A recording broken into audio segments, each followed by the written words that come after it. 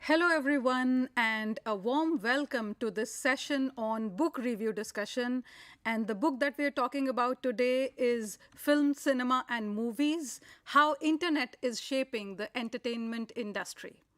Today, we are fortunate that two of our guests have joined us. We have with us Dr. Meena Shirodkar, who is a PhD in films from Southampton University, UK, and is currently working with Bennett University.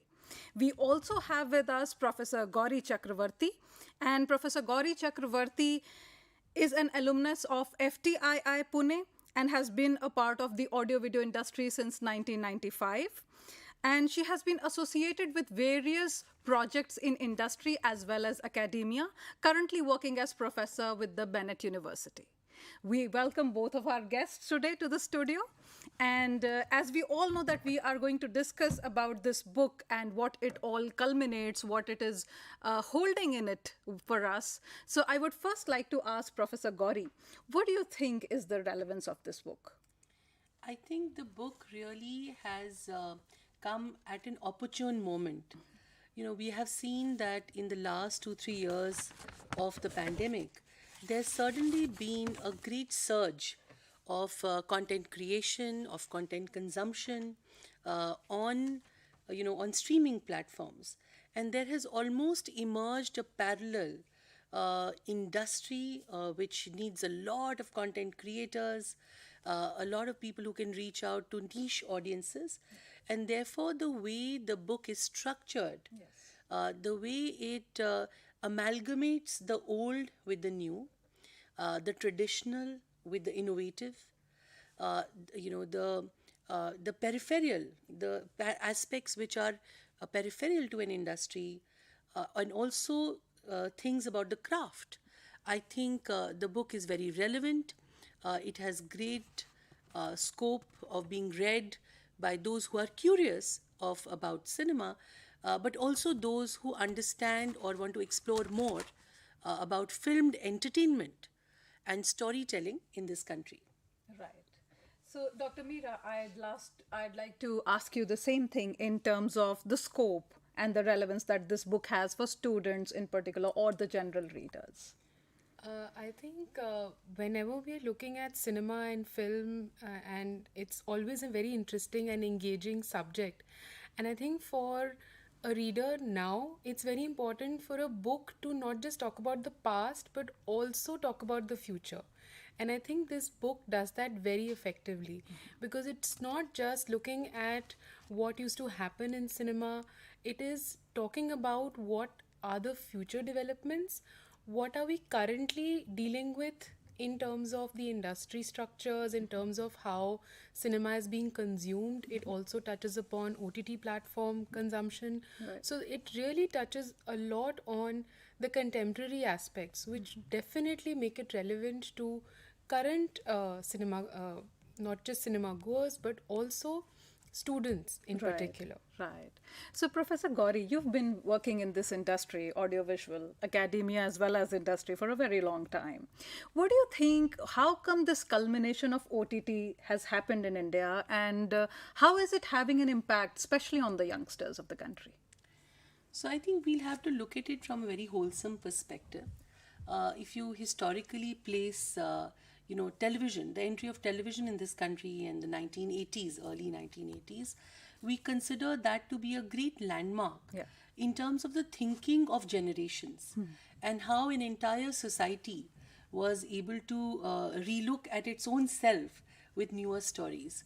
I think 1992 again was a landmark period for us with the economic liberalization and the global interface, and that trickled in a new thought process.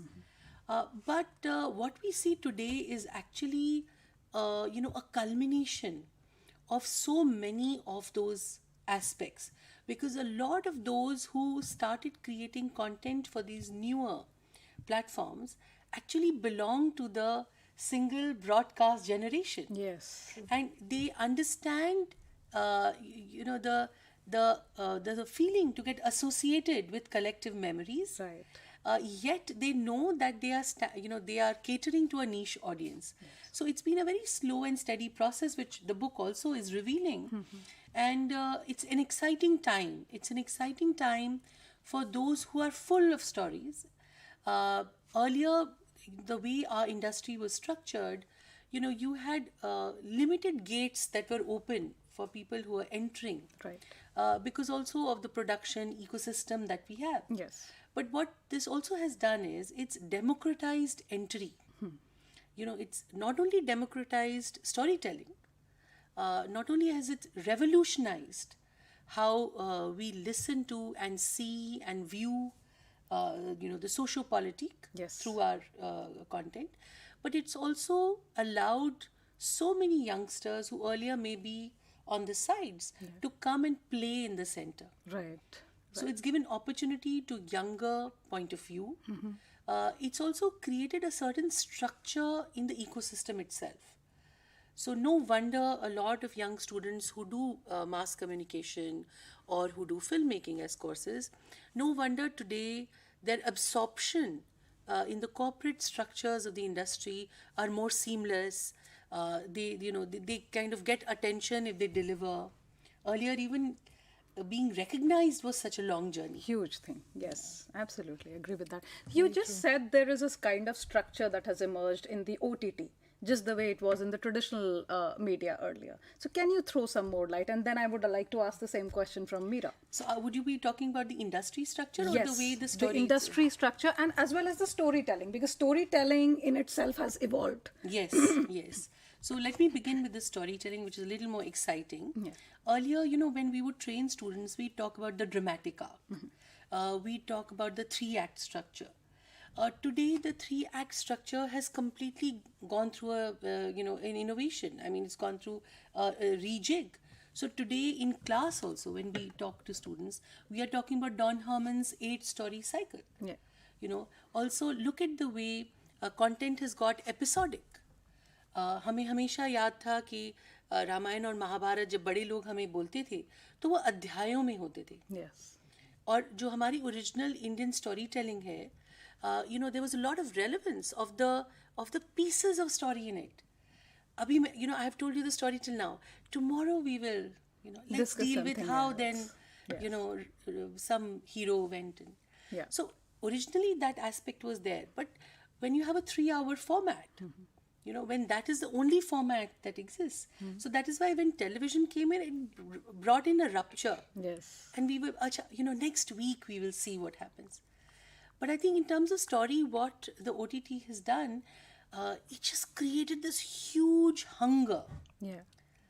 And all of us love telling stories, or, human beings love listening to stories, if it is well told. Yes. Now, the other thing is, if it is not being well told, you're also giving franchise to the audience. Mujhe nahi sunna.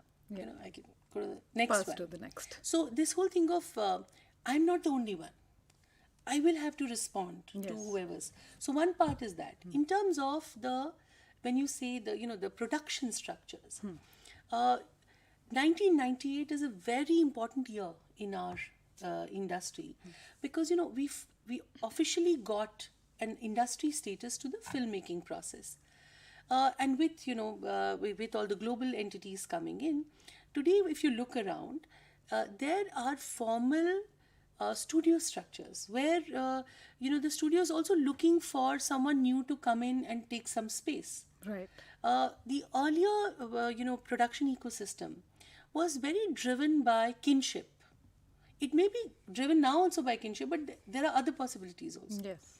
It was also highly risky because the way finance was sourced was very much dependent on networks and a different kind of credibility. Right. But today you have official processes with which you can propose, get commissioned. So all these streaming Platforms. institutions, Yeah. platforms also have commissioned projects. Yes. Which earlier used to be, again, I'll go back to, because your book does that fantastically, which also used to be in Doordarshan. Commissioned projects and, sponsored projects. Right.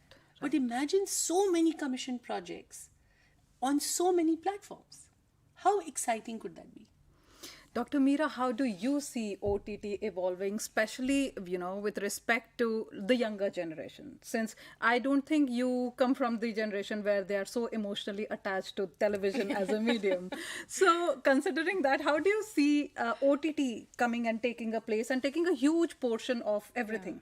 We have seen that even advertising has slightly gone down in news channels, as well as all the other various traditional media that have been there. And newspaper will soon be extinct, at least in the physical format. So how are you looking at it in totality? I think what OTT platforms has done is given the consumer or the audience a sense of autonomy. Like there is a lot of choice that I have, and there are lots of choices that I get to make. Right. So there's less of when Gauri ma'am talks about the television time, we had a very limited selection. So we knew that हमें इसी content के अंदर ही we had to find our space. Yes. But now the new consumer knows that okay, if I don't get what I would like to watch on this platform, I can go to the other platform. And neither are they limited by technology. So it's now, like even the book mentions, we are going from, laptops, from television sets to laptops to now mobile phones. Yes. So I can consume multiple things at any given point in time. I'm actually looking at entertainment 24/7.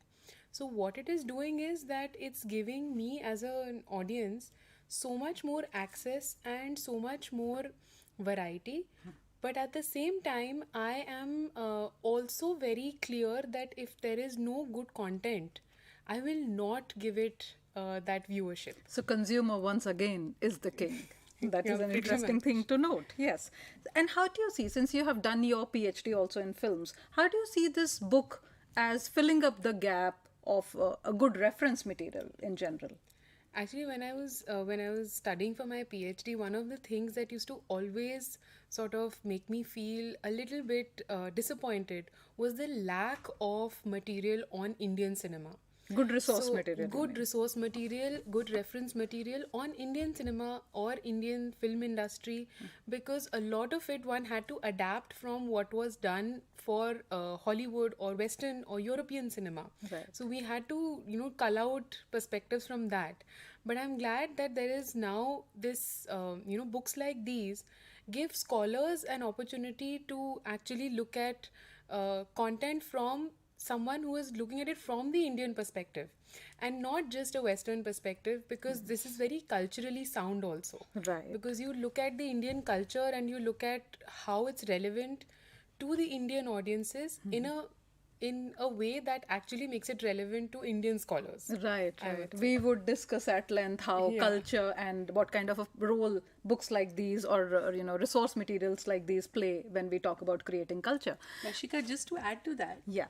So anyway, Meera is absolutely right that, when you look at Indian cinema and research, you wouldn't find enough, the correct kind of combination.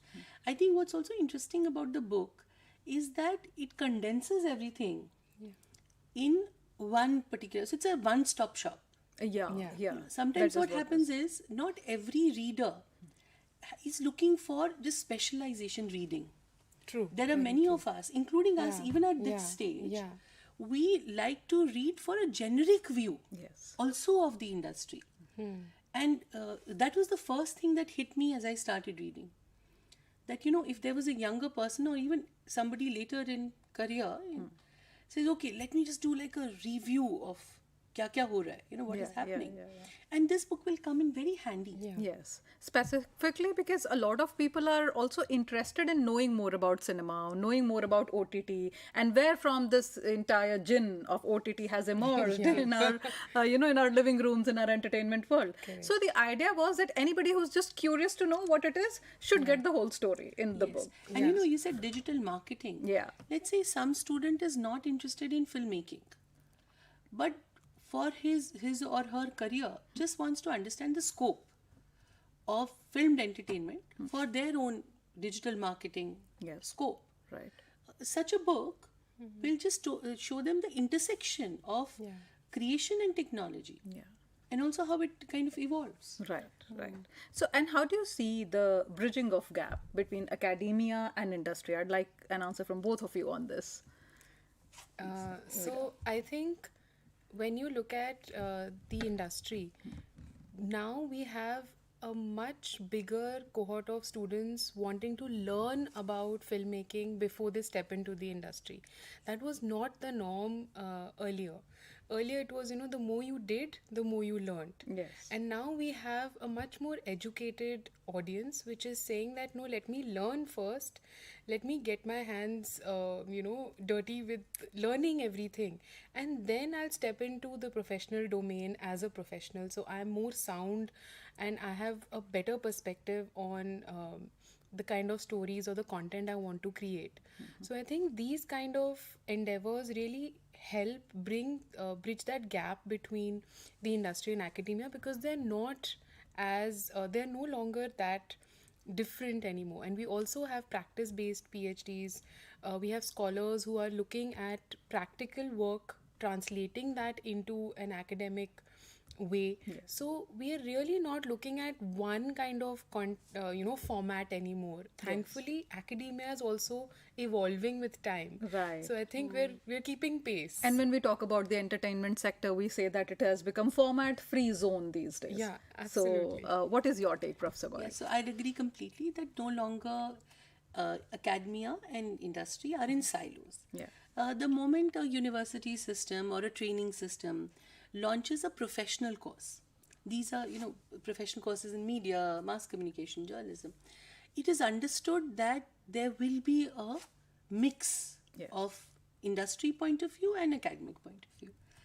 For example, when I was reading through the book, I think chapter 5 or 6 talks about networking and collaborating. Yeah.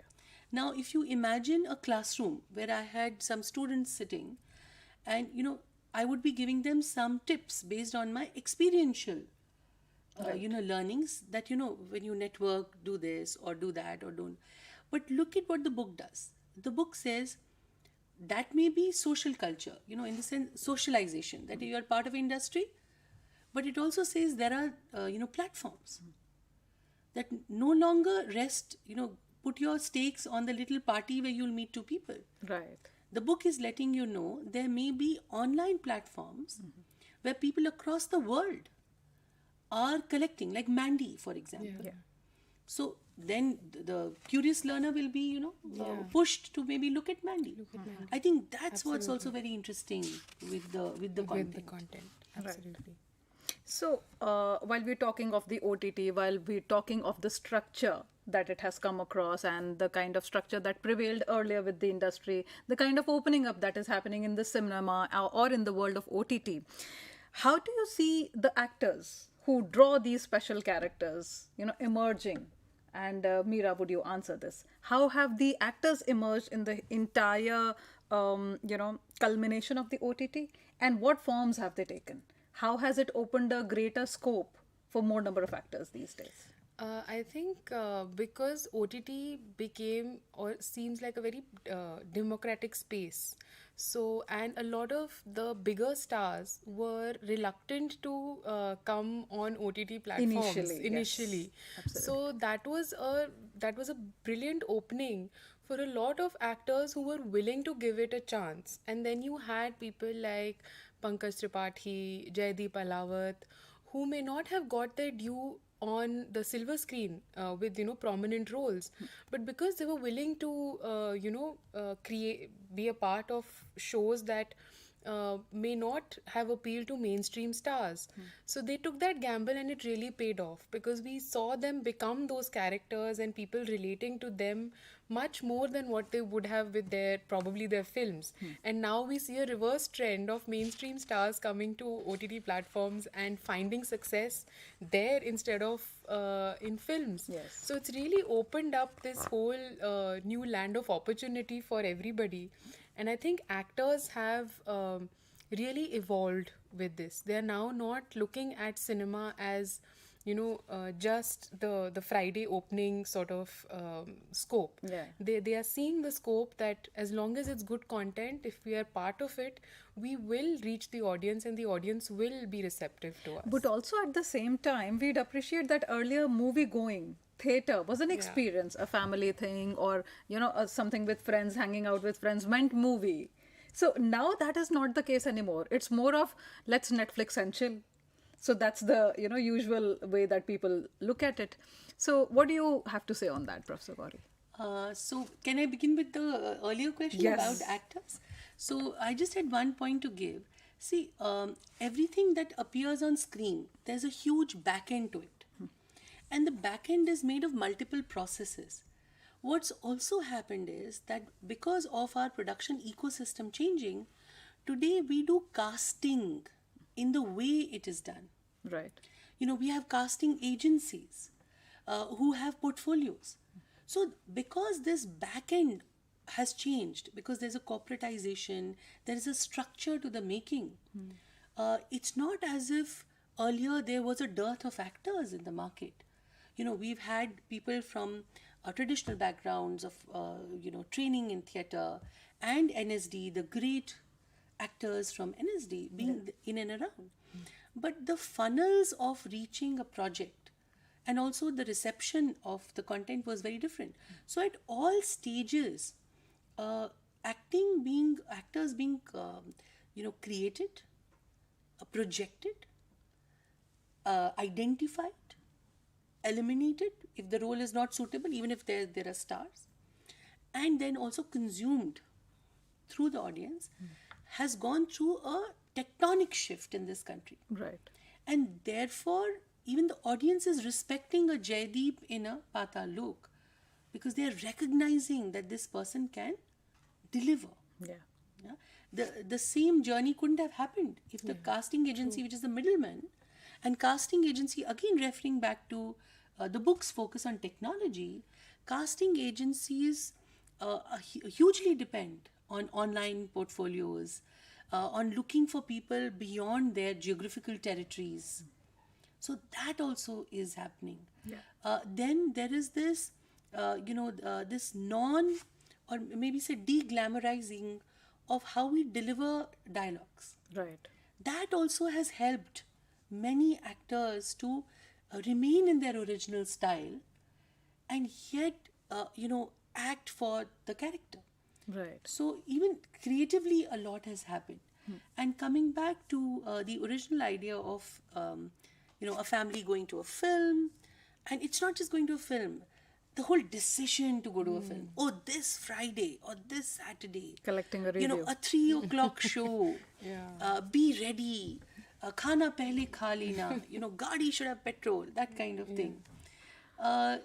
Somehow, with this multiplication of content, there's one thing I always feel, we have lost our collective memories. Yes.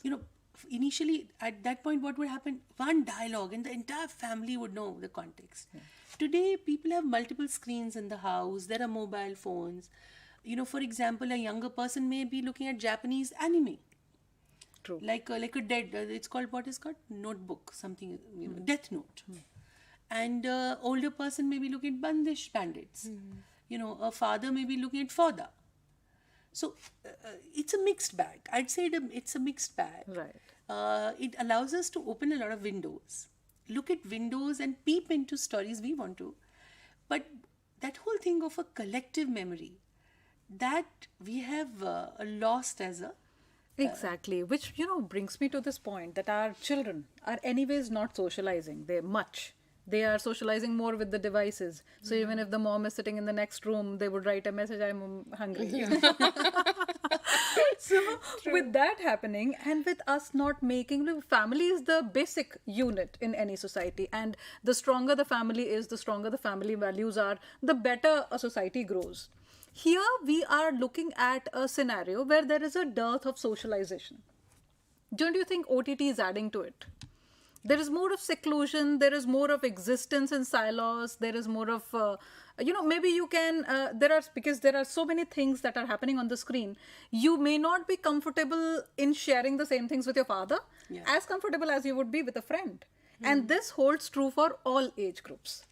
Yeah. So again, I have a mixed answer for it, which is that if you remember, we call a huge period of cinema as the Nehruvian era, Yes. and we do it not because of just like that. We call it that because there was a focus of cinema and cinema makers to reflect on the nation, on the diversity and unity in diversity. So I always feel that art of any form, in any form, does the great role of propagation of values in a social system. People would say, what is art? This person has a passion for art, but they don't understand that that person's passion sometimes governs the way a community thinks. Yes. And art can really trigger emotions and aspect of the subconscious that many other things can't. And therefore, going back to the collective memory, our older films, when the family would watch it, there were also messages that all of them were taking back. Yes. Good versus evil. The ending was that the hero always wins, but we're Yeah. also taking home the fact that if you are good, you will win. Yes. Now what's happened is there's segregation. Yeah. So yes, it is allowing us to see a lot of cultural products from other communities. But at the end of the day, that binding that art had within its structure of, discussion. Yes. Like I remember I saw Sur Sangam with my mother. And for days we were discussing the film only and how, classical forms and their teaching are done. But let's say if I was a young person and I was seeing something on OTT and she was seeing that, those conversations wouldn't have happened. Right. But, Absolutely. this is one part of it. See, at the end of the day, technology will democratize. Yeah. It will open many doors. And then families will also have to figure out their own mix of communicating. But Yeah. here I must add that during the pandemic, when there was no content available, we went back to watching Mahabharat and Ramayana on Doordarshan as a family, and it was amazing. Yes, absolutely. And it was such a, I would say, breath saver for Yeah, everybody. everybody. For at least And- 1 hour, you would forget what's happening in the world, how pandemic has hit us. Yes. And Yeah. yes, that's true. And how engaging was it? Even younger people who was. seen better Yeah. digital quality. Yes. They were also hooked on to. Yeah, and And it speaking of the youngsters, Meena, Yeah. you would see that children, because they're exposed to OTT, they do not know what that big time stardom was, what silver screen people was, and the kind of power, the star power that they wielded. Yeah. And in fact, these people are coming back to the OTT platforms. So there is what you would say, a reverse trend kind of a thing. What are your thoughts on this? Yeah, I think the book also touches very well on this point that when Amitabh Bachchan first came on that small screen for KBC, it was a very big moment. I think for all of us to watch, Amitabh Bachchan is sitting across from a normal person and talking to them with so much fun, and it was a very very different moment. However, I think because as generations change, they may not be aware that this is the same Amitabh Bachchan who was in Diwar, who was, in Sholay, because we've grown up seeing them on the big screen. We didn't have that option of, seeing Shah Rukh Khan on our television every day, or in a small device. So I think watching Shah Rukh Khan also, slowly, as platforms changed, as technology evolved, I think even actors became more visible than they used to be. Earlier it was, every Friday you go for a film and that's when you see your heroes, that's when you see your heroines. So that moment of anticipation is no longer there, True. that So in the suspense. same breath, shall we also say that stardom is dying? I don't think stardom is dying. I think stardom is also evolving. I think now there is less of, because there are so many different types of actors there now who each have their own sort of fandom out there. So I think the fans have also evolved. I think now they are much more informed, and they don't probably look at them with as much awe as we used to. I think now they are okay, they go, they ask for a selfie.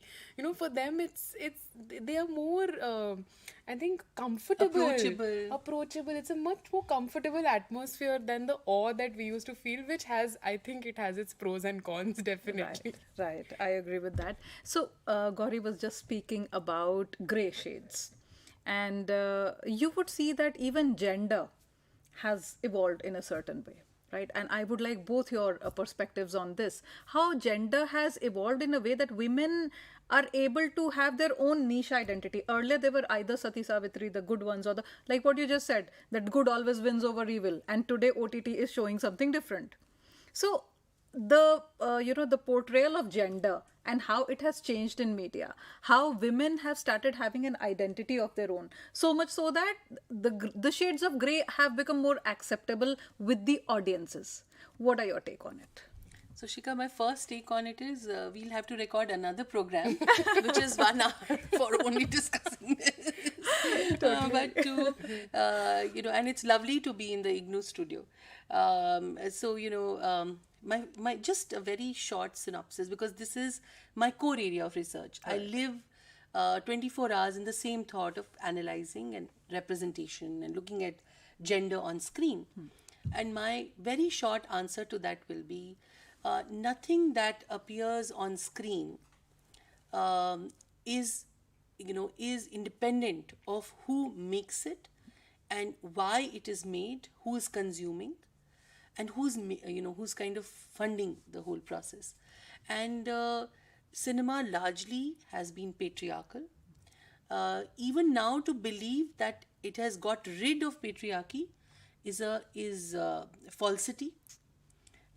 It is a work in progress. Yes. So it is interesting to see that, let's say, a OTT, a film like Kathal, has a person in the law enforcement who also comes from a certain caste or class. That's a nice trigger. It's a nice way the storyteller has just touched the piece. Or let's say to see this one, the one with Sonakshi Sinha, Dahad, which is made by FTII women. Which is directed by FTI women alumni, Ruchika Oberoi. She was my batchmate. It's very interesting to see how Dahad explores the same tone and very seamlessly in the episodic format. How constantly her ability as a character is being cross-checked, questioned. Yes. But this is again, like I said, a work in progress. Women actors, because there were less of women behind the scene earlier. Women actors in their own way, at every point in the history of cinema, have tried to make impact. But the ecosystem was such that what was projected was largely male storytelling, or where the hero, where the narration was around the male. And the consumption was also from the perspective of the male standpoint. Right. So this is a huge circle in itself. ये एक अपने आप में एक ब्रह्मांड है, एक universe है. कौन सोचता है आज अगर शिखा एक कहानी लिखेंगी, and if Shikha is a working professional, she deals with her life differently. Her perspective to writing the story will also be different. So it's been a very slow change. And it's interesting that you use the word gender and not women, because I think what's also happening is we are seeing extension of the binary itself. Yes. हम सिर्फ महिला protagonist बदलाव से नहीं देखे जा रहे, mail और फीमेल के बियॉन्ड जो एक आइडेंटिटीज़ हैं उन पर भी कहानियाँ बनाई जा रही हैं. Right. तो वो भी एक दरवाज़ा अपने आप में खुल गया.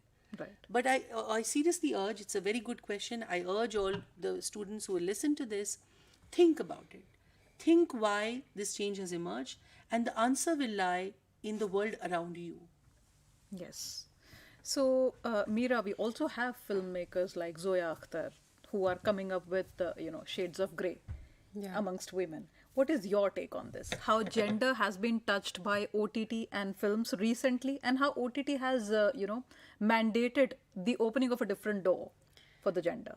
I think what Gauri ma'am touched upon is very true, that it's still a work in progress. But what we have been seeing over the last decade is humanizing women. So we are not looking at women. Earlier, the portrayal was very in one bracket. So either you were the heroine, which was white, you were the mother, you were the bhabi, you were the ma, or you were the vamp, you were the, the woman who's trying to steal the man, and you were black. There were no shades of grey. There was no middle, area where a woman was allowed to be a human being. That I can be good also on days that I choose to be, and I can be extremely angry and whatever my emotional canvas is. Yeah. So now characters are being written as that these are human beings, whether they are men or whether they are women. They're equally prone to making mistakes, and they're equally prone to doing good if they choose to do so. So this idea of choice, the idea of highlighting that this is an individual, it is not a prototype that you should emulate. Yeah. So as a human being, your journey is different, my journey is different. So And we respect both the journeys. we too. respect both the journeys. Yes. And you don't have to emulate that journey as an audience. Right. You can just see it as what it is and then just appreciate it for a human story. And that's, I think that is a very good evolution from where we are, coming from. Yeah, so we can say that this is one milestone achieved as far as the gender is concerned. And let us hope Definitely. that And our- a lot of Definitely. women writing scripts, a lot of women as assistant directors, a lot of women on the camera. These are also flags to Absolutely. put. Right. So while this is one exciting area, and I would say that this is encouraging others to come to the foray and come up with their representations of identity in all forms. At the same time, what we see is because OTT is more of a private affair, consumption of OTT is a private affair, language has taken a hit. The kind of expletives that are used in language every time we look at any sort of any platform you see and any kind of program you see, it has just the entire process of using expletives has kind of become normal. So you can, because and this OTT is also being consumed by children, so we would see that little children, maybe 6th and 7th standard students, would use words which we wouldn't use till this age. What do you have to say on that? It, as a parent, it leaves me angry. As a professional, as a media academic, it makes me unhappy, and I don't see where we are heading. I think even before OTT, I mean, I can just speak as when we were in our teens, there was a phase where you felt this was very cool. This was you used to feel very, I think, brave when you said these words. You were emulating people who you heard saying these things. But then I think you grow out of that phase also. I don't think it sticks because I think as you grow older, you get a level of maturity and you understand. And now I think with the this generation is very aware. So now they are even questioning why is this swear word only targeting women. Like, so these are questions you have youngsters asking now. So they're not as unaware of the implications of what they're saying. So it might seem that they're trying it out at a certain age, but slowly they will be asking those questions because the answers are also available in the public domain, which was not there 20 years back Earlier, yes. so there is that level of aren't you aware of the fact that this is not something you should be saying because it's uncomplimentary to you as a woman, it's yourself. So I think that is also going to be a very big factor in this generation evolving. They're much more aware. Gauri ma'am, I think you'll agree. So while we agree to that, don't you think it is normalizing the whole thing of saying things which should not be said in a cultured society? Don't you think so? So without being like morally judging the content, my only view would be that let's say for example Omkara and Vishal Bhardwaj. Yeah. When you look at that film and there are moments where a village woman is swearing while she's cooking chapati, you just know that this is a natural way of talking. There, the characters spurting out that word does not seem like out of place. I think what one also needs to point out is, are we using that language, where it's needed, or is the maker specially planting it to make that content look very youthful And saleable. and sellable? And sellable. Yeah. So because we don't have great stories, probably we are selling it by use of Yes. such words. Yes. The other part of it is, there should be great emphasis in families now more than ever to discuss content at home, to tell their younger people, because we are only talking about cinema today, but your immersive technology is also taking you into gaming, which has a lot of violence. Right. It may also have a lot of foul language. I'm not sure because I'm not so fond of it. But the fact is, more than ever, we need to sit together. We need to have conversations with our younger people. And they shouldn't be moral based conversation. They just should be generic conversations which discuss the need of expressing your emotion with an expletive. Why would you need an expletive to to even so wherever it's needed, it can stay. But you're very right, this very overdone verbal diarrhea Yeah. Is what we should call it. and this expletive led dialogues, they don't leave a great taste That's true. with at least people of our generation. Yes, true that. So And language also defines a society, Shikha. yeah. Language defines a person. It's not about class, caste, or those kind of judgments, but the way we use our language defines what society we live in. Right. So it somewhere there should be some monitoring. Exactly.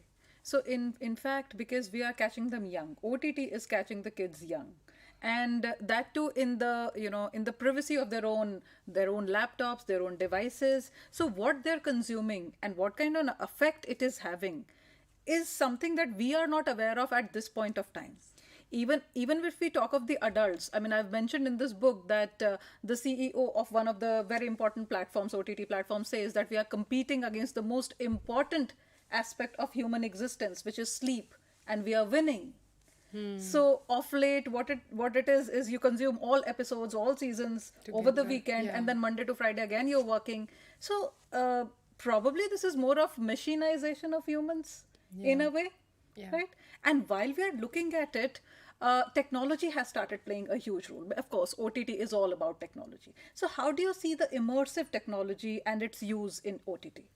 I think anything that is done to an excess is going to have long-term repercussions. So I think there is definitely a growing concern among parents, among even adults, that you're not getting those 8 hours of sleep, you're not getting any rest from screen time, because even when you are not watching something, you're working on a laptop. Yes. So we're always on screen. On screen. So that you don't get that downtime from this whole cycle of being exposed to technology.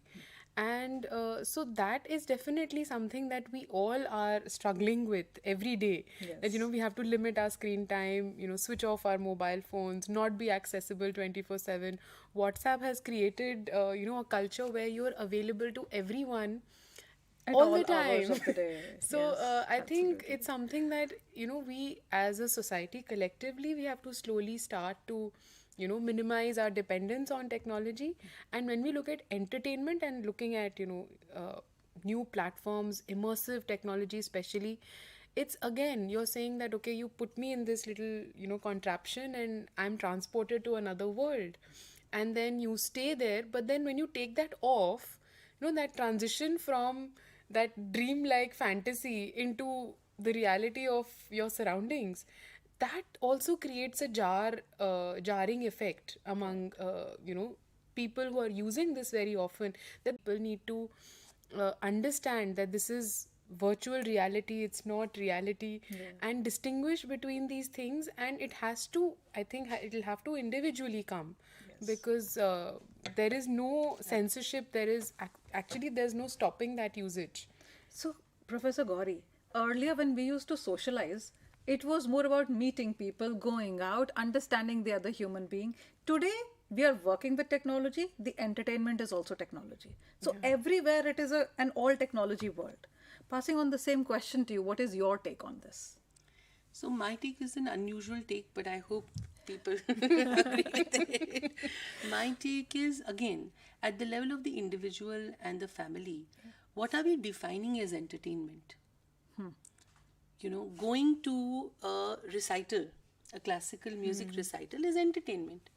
But it is entertainment only if you build a culture where it is entertainment. Yes. So what's also happening is I don't want to do technology bashing, because I also feel that technology is really shaped a new world for us, and there are a lot of positives about it as well. But what I'm trying to say is that the balance between the original human kind of analog conversation, if I may call them that, will have to go along the online identities that we have. And also sometimes the same technology exposes us to entertainment we could have otherwise never seen. So I think, when we say digital literacy or media literacy, I think we also need to tell the consumer that you'll have to be a little more literate about what choices you're making. For example, I hadn't seen Bandish Bandits. And for people were recommending it one after the other. And the day I did see it, I complimented technology, the maker, the idea. So it's just these pockets of information that you get. So I think, Shikha, it's always going to be a mixed bag. Right. And we'll have to carefully tread on it. But it also has to be complemented for what it's brought on our table. Right. I get that. So coming over to the next section, which is the more important, let us say, kind of section, because the consumer has become the king. How do you see the consumer patterns changing in times to come? Like, we have seen the way people are consuming it now, and it has, we should say that it has not been given a lot of thought, because there is no time which is fixed for it. Work and entertainment cannot be differentiated from each other by means of use of technology. So where do you see we are heading? Because consumers have started creating content. So Yes. from that perspective, what are your thoughts on this? I think so. When we look at, there is so much content out there and available all the time that there is no break. Like earlier, there used to be, a moment of pause. You had to wait for, the next episode, or you had to wait a week. Now you don't even have to wait. If you don't get it on Netflix, you can, you download it from somewhere. So there is no moment of pause, and there's constant exposure to content at all times, whether it's Instagram, whether it's Facebook, whether it's whichever platform you pick up, you are exposed to content all the time. So I think the consumers have so much variety, but at the same time, what it's also reaching is, the consumers also reaching a saturation point. They might at some point to kind of make sense of the clutter around them, because it also creating, I think, a lot of clutter, because there is also replication of the same idea. Once something works, जैसे पहले होता था that then we make 10 versions of the same thing. So that is also becoming part of this whole cycle, which I think eventually consumers only then break these cycles.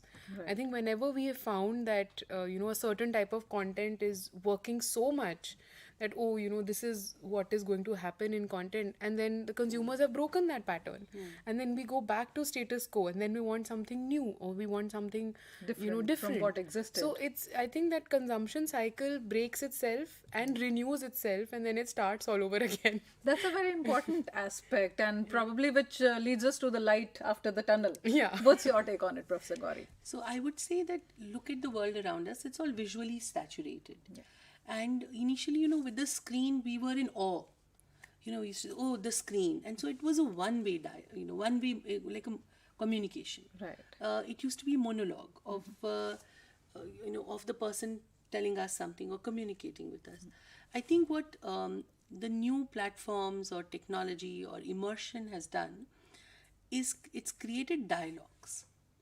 So with multiple mediums, whether it's an Insta of a fan base of someone, or even a content where you can respond to, or interactivity. In some cases, the content has options Yes.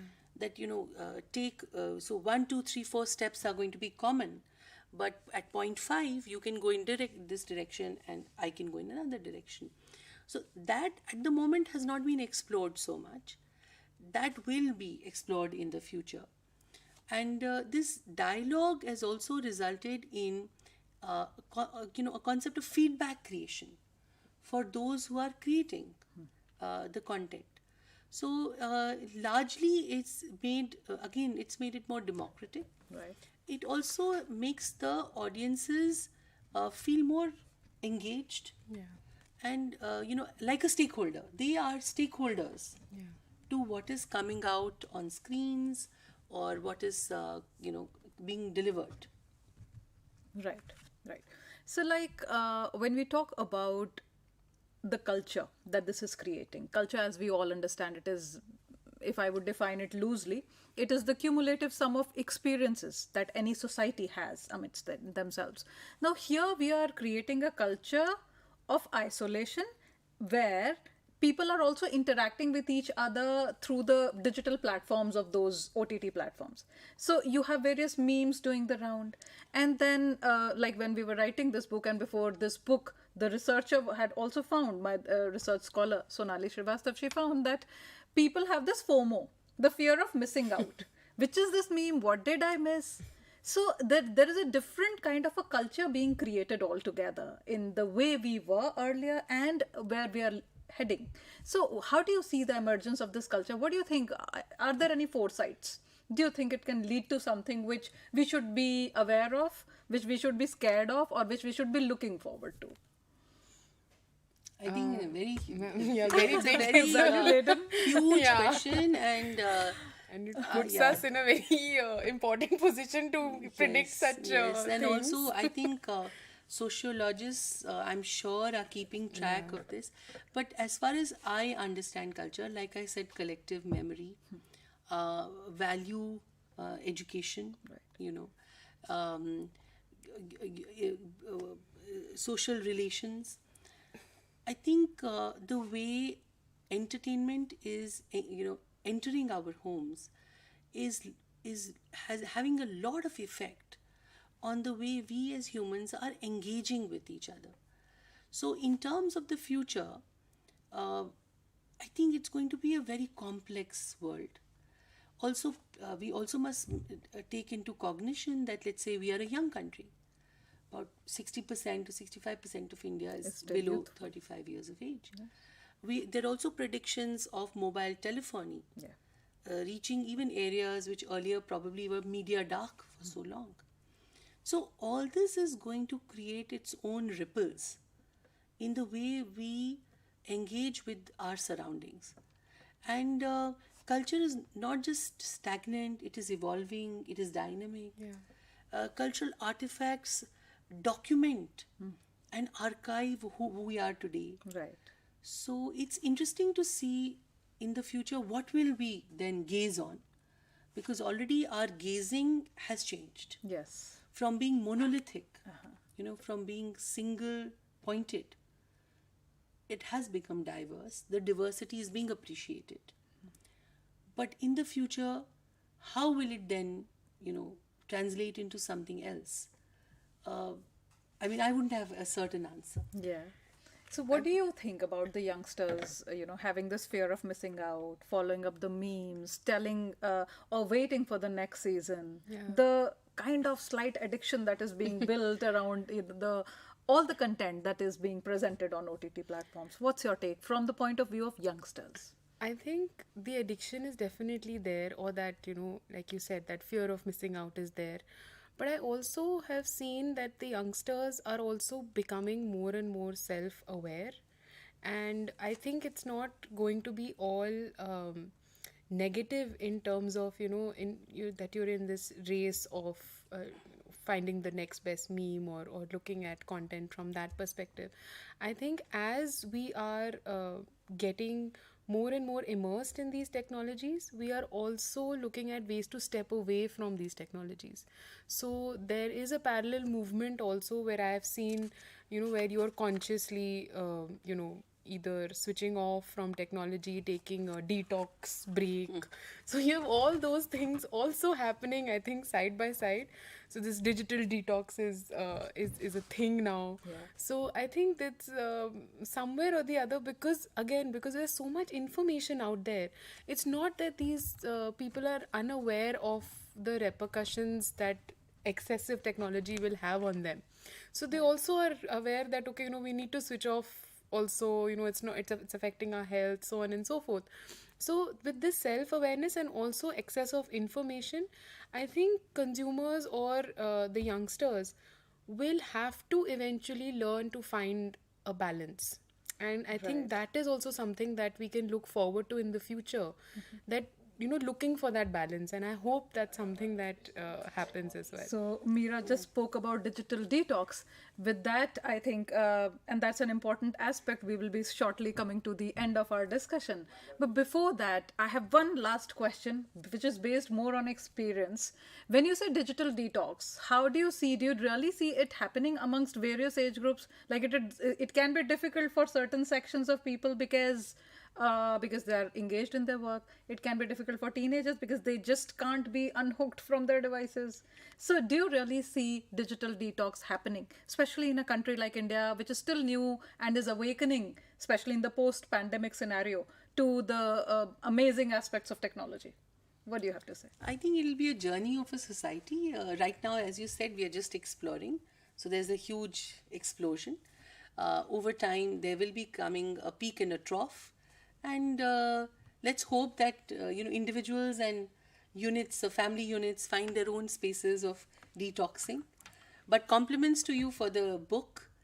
The book really addresses a lot of points that are needed to be talked about. Thank you very much. And it was indeed a very engaging discussion. And I so feel that everybody who has seen this discussion, or when they see the repeat telecast of it at 8 o'clock in the evening instead, and on Facebook and YouTube, will find it very beneficial.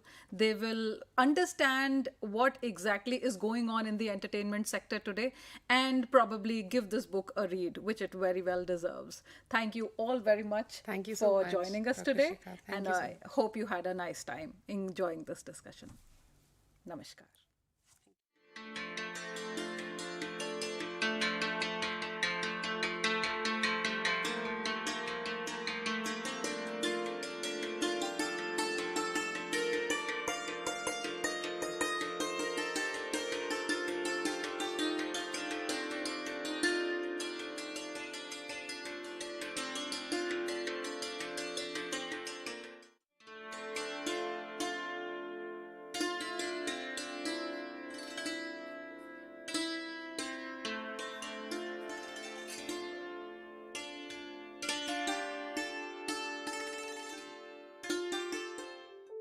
Do you wish to be part of a television studio like this?